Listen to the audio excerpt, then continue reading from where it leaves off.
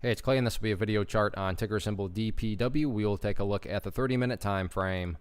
Real quick, what do I mean by 30-minute in case maybe you're new to charts? Instead of each one of these candlesticks here representing 1 day's worth of price action, which is what you would normally see, each one represents 30 minutes. So while this here may look like several days worth of time, it's actually today's price action broken down into 30-minute time slices.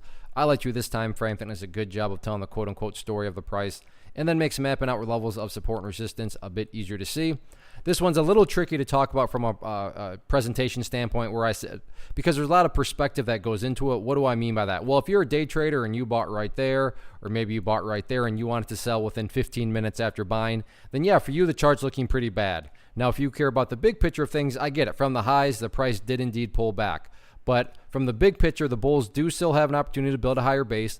And as long as higher bases are being built over longer periods of time, that's how long-term uptrends are constructed. I'm going to be talking about things from a big picture perspective. So if I sound crazy calling something bullish, my guess would be you probably just had more of a day trading type perspective going into the trade. And the reason I still say the bulls have a chance from the bigger picture has everything to do with this area of support right here at, what is that?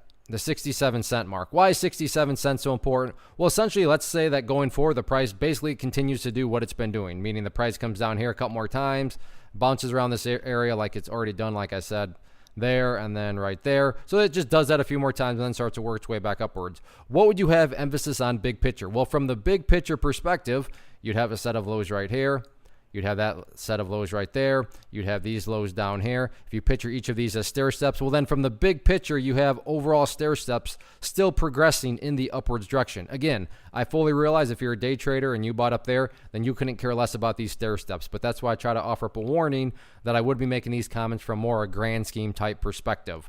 So sure, the price pulled back today, but stop and think about that word, today, as in 1 day. Looking at multiple days, which is what we're doing here, the bulls do still have an opportunity to build that higher stair step. So let's see if they can get that job done or not next week.